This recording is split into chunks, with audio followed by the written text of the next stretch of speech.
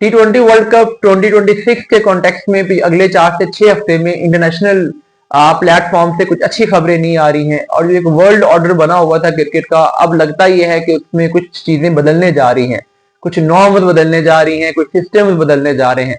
और कहीं ना कहीं चीजों में एक्सट्रीमिज्म बढ़ती जा रही है, जिसकी वजह से डिसीजन चेंज हो रहे हैं, जिसकी वजह से पॉलिसीज बदल रही हैं। अभी जो कुछ बांग्लादेश के प्लेयर्स की वजह से, आईपीएल की वजह से, और उसके बाद बांग्लादेश क्रिकेट बोर्ड ने जो लेटर से लिखी उसकी वजह से सरफेस हुआ है, उसको देखते हुए ये अंदाजा हो रहा है कि बांग्लादेश क्रिकेट बोर्ड भी अपने स्टांस पे फर्म है, और अगले आने वाले दिनों में बीसीसीआई और बीसीबी में किसी किस्म के मुज़ाकरात की और किसी किस्म की निगोशिएशन की कोई सिचुएशन बनती नजर नहीं आती। तो दोनों बोर्ड जहां जहां पे जिस जिस स्टांस में हैं, आपको उसी परफॉर्म नजर आएंगे। उसके कॉन्टेक्स्ट में होने क्या जा रहा है कि अभी जैसे मुस्तफिजुर रहमान को आईपीएल से निकाला गया, उसके बाद बांग्लादेश क्रिकेट बोर्ड ने अपना इंडिया से 2026 की सीरीज का शेड्यूल तो दे दिया, लेकिन बीसीसीआई के सोर्सेज ने इस बात को रिजेक्ट कर दिया कि बीसीसीआई ने ऐसी कोई कंफर्मेशन बांग्लादेश क्रिकेट बोर्ड को दी है। तो उसके बाद अब ये रिमर्स है कि इंडियन क्रिकेट टीम भी टूर नहीं करेगी बांग्लादेश का, तो वो सीरीज भी खटाई में पड़ने जा रही है, वो नहीं होने जा रही।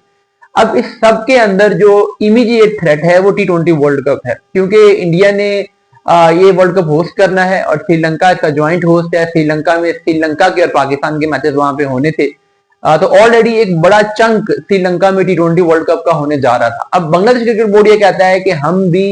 इंडिया में T20 वर्ल्ड कप के लिए अपनी टीम ही भेजेंगे, और एक लॉजिक है कि जिन रीजन की वजह से मुस्तफिजुर रहमान को निकाला गया पिक करने के बाद, वो रीजन एक इन्वायरमेंट है जो कि बांग्लादेश के अगेंस्ट है, जो कि बांग्लादेश के प्लेयर्स के अगेंस्ट है, जो कि बांग्लादेश के एज अ होल अगेंस्ट है।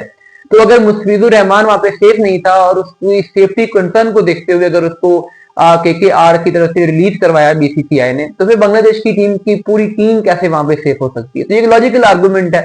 क्योंकि अगर आप इस वजह से मुस्तफिजुर रहमान को निकाल दे कि मुस्तफिजुर रहमान ने बांग्लादेश के प्लेयर्स को लेना ही नहीं है आईपीएल में, तो वो एक बात और होती, पॉलिसी डिसीजन होता है, जैसे कि पाकिस्तान के प्लेयर्स के साथ होता है, लेकिन पाकिस्तान ने फिर भी टूर की है। लेकिन आप सिक्योरिटी रीजन की वजह से मुस्तफिजुर रहमान को स्क्वाड से निकाल रहे हैं, तो फिर वो सिक्योरिटी रीजन तो बांग्लादेश की बाकी टीम पर भी अप्लाई होता है, और आईसीसी इस बात को मानेगी। ये नहीं हो सकता कि आईसीसी पिक एंड चूज कर ले कि इस कंट्री के लिए तो हम इस रीजन को मान रहे हैं, लेकिन इस कंट्री के लिए हम इस रीजन को नहीं मान रहे। और यहाँ पे आगे अगर कुछ लोग, विक्रांत गुप्ता का मैं सुन रहा था, वो कहते हैं कि पाकिस्तान की तो ऑडियंस बहुत ज्यादा है, इसकी वजह से पाकिस्तान को आईसीसी को अकोमोडेट करना पड़ता है, बांग्लादेश के साथ ऐसा नहीं होगा। तो बांग्लादेश की पॉपुलेशन पाकिस्तान के काफी हद तक करीब करीब है, और जो टीवी व्यूअरशिप बांग्लादेश से आती है वो पाकिस्तान के करीब करीब है। अगर पाकिस्तान से $100 मिलियन आते हैं तो बांग्लादेश से भी $80-90 मिलियन आते हैं। बांग्लादेश की मार्केट को आप इस तरीके से इग्नोर नहीं कर सकते, क्रिकेट की दुनिया की चौथी या पांचवी बड़ी मार्केट है। तो इस वजह से ये कहना, और फिर एक बांग्लादेश को अगर इग्नोर करेंगे तो उसके बाद फिर आगे कॉम्प्लिकेशन और बहुत सारी पैदा हो सकती हैं। तो मुझे लगता यह है कि यहाँ पर आईसीसी को सरेंडर करना पड़ेगा और बांग्लादेश को उन्हें न्यूट्रल वेन्यू देना पड़ेगा। तो लगता यूं है कि बांग्लादेश के मैचेस भी अब श्रीलंका में ही होस्ट होने जा रहे हैं। शेड्यूलिंग का प्रॉब्लम होगा, लेकिन अभी चूंकि 5 वीक्स बड़े हैं, 4 वीक्स बड़े हैं, तो 4 वीक्स में थोड़ा सा बांग्लादेश के मैचेस को ट्रिम किया जा सकता है, क्योंकि आगे जो सुपर 8 का राउंड होगा उसमें श्रीलंका या पाकिस्तान में से कोई टीम जाती है, तो वहां पर भी सुपर 8 के मैचेस श्रीलंका में होने हैं। तो बांग्लादेश ने अपने 4-5 पूरे मैचेस खेलने हैं। अगर उसके बाद वो सुपर 8 में जाते हैं तो वहां पर उनके 3 मैचेस, जब सुपर 8 के बाकी मैचेस श्रीलंका में करवाए जा रहे होंगे, तो बांग्लादेश वाले 2-3 मैचेस को भी वहां पे करवाया जा सकता है, कोई ऐसी बड़ी बात नहीं है।